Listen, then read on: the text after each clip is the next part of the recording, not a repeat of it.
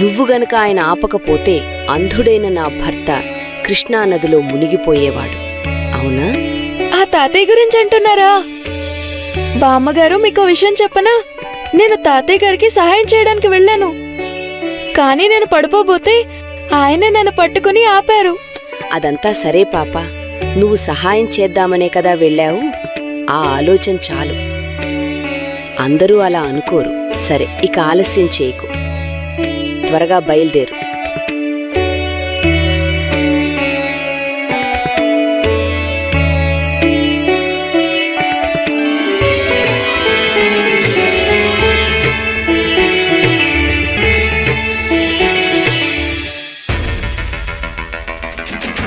పాపం, నోరు మూసుకునే శిక్ష అనుభవిస్తున్నాడు దిగు.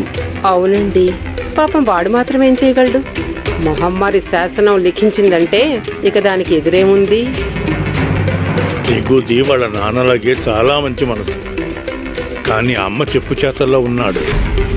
తల్లి ఆజ్ఞను శిరసావహిస్తాడు, ఒక్క మాట ఎదురు చెప్పడం. దీనివల్ల ఎవరికి లాభం? నేను నీకు చెప్తున్నాను వత్సల, దిగ్గు ఎప్పుడో కనిపెట్టేశాడు వాళ్ళ అమ్మ అహంకారి, పెద్ద స్వార్థపరురాలు అని. పైకి చెప్పడం లేదంతే. చిన్న తప్పు చేయకపోయినా కూడా ఆవిడ కావాలని సఖుని ఇబ్బంది పెడుతోంది. దిగంబర్రావు మంచివాడు కాబట్టి వాళ్ళ అమ్మకి ఎదురు చెప్పడం లేదు. వాడు ప్రతిసారి సఖు పక్షానే మాట్లాడతాడు, ఆ తర్వాత శిక్ష అనుభవిస్తాడు. నువ్వే చెప్పు వత్సల, వీళ్ళిద్దరికి పెళ్లి చేసింది ఎవరు? వదినే కదా. మరి తనకి నచ్చనప్పుడు సఖుని ఎందుకు ఈ ఇంటికి కోడలుగా తెచ్చుకుంది? ఎన్నాళ్ళు, ఇంకా ఎన్నాళ్ళని నరకం భరిస్తాడు దిగంబర్రావు? దిగ్గు ఈ ఇంట్లో ఎక్కువ రోజులు ఉండడం అని నాకు అనిపిస్తోంది.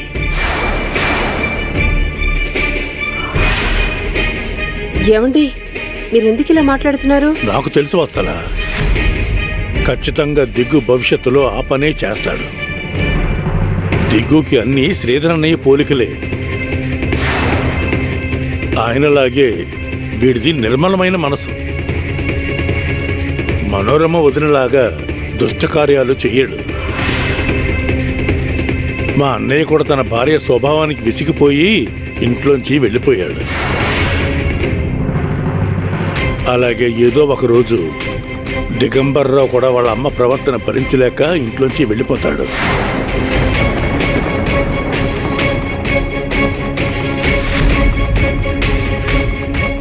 ఏమండి, మీరెందుకు ఇలా మాట్లాడుతున్నారు?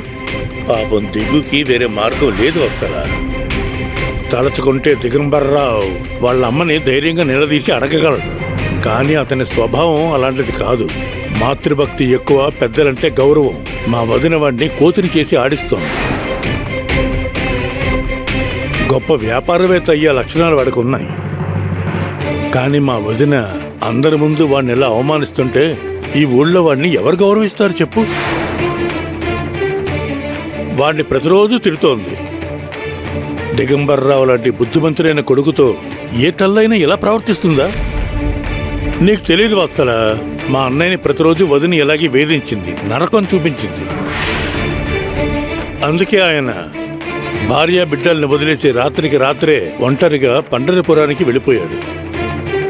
త్వరలో దిగు కూడా అదే చేస్తాడు. వత్సల, ఇప్పుడు నేను నీకు చెప్పిన మాటల్ని రాసి పెట్టుకో, సరేనా?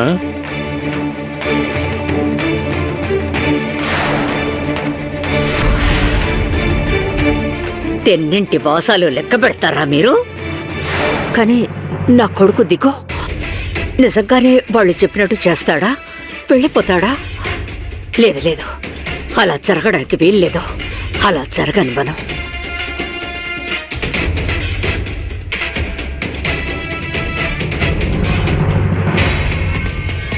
జై జింగ్రోబా! జై జింగ్రోబా! నా గురువు జింగ్రోబా గారి ఆశీర్వాదం వల్ల సగు మన చేతికి ఒంటరిగా చిక్కుతుంది. అది చేసిన అవమానానికి పగ తీర్చుకోబోతున్నాను. జై జింగ్రోబా! జై జింగ్రోబా! భైరవా, నువ్వొక్క విషయం బాగా గుర్తుంచుకో. సగు ఇక్కడికి రాగానే తన పాదాన్ని నిశితంగా గమనించాలి. తన పాదానికి నూనె రాయమన్నాను. కాలు కింద పెడితే మట్టి అంటుతుంది. అంటిందో లేదో చూడు. ఒకవేళ పాదానికి మట్టి అంటుకుంటే అంటే పందెంలో మనం గెలిచినట్టు మూర్ఖుడా, తక్కువ ఓడిపోయినట్టే. దాన్ని మెడని వంచి నా కాళ్ళ మీద పడేస్తాను. జింగ్రోబాని శరణు వేడుకోమంటాను. తన పొగరు అహంకారం దించుతాను. అది ఏడ్చి గక్కులు పెడుతుంటే చూడాలని ఉంది.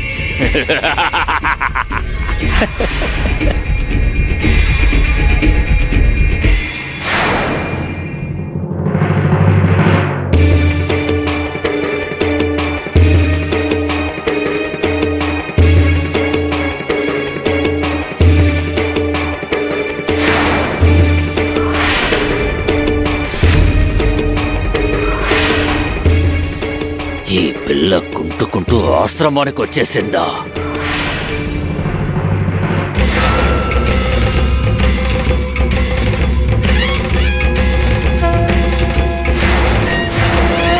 ఇదివరకు ఆశ్రమానికి వచ్చినప్పుడు ఇంట్లో వాళ్ళందరూ ఉన్నారు.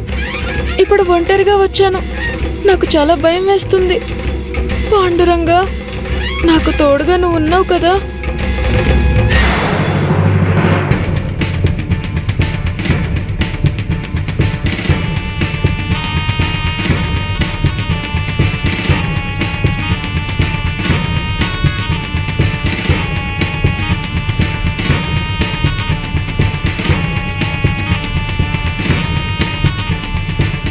బాబాగారు,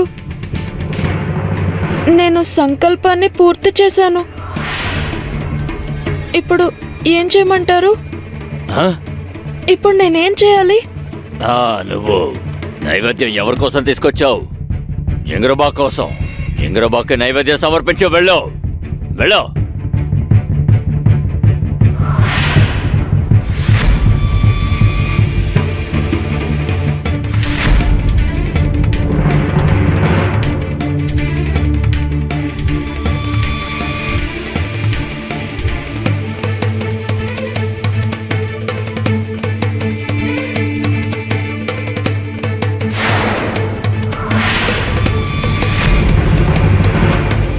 పరీక్షించాను బాబాగారు. తన పాదానికి మట్టి అంటలేదు, అంటే తను కాలు కింద పెట్టలేదు.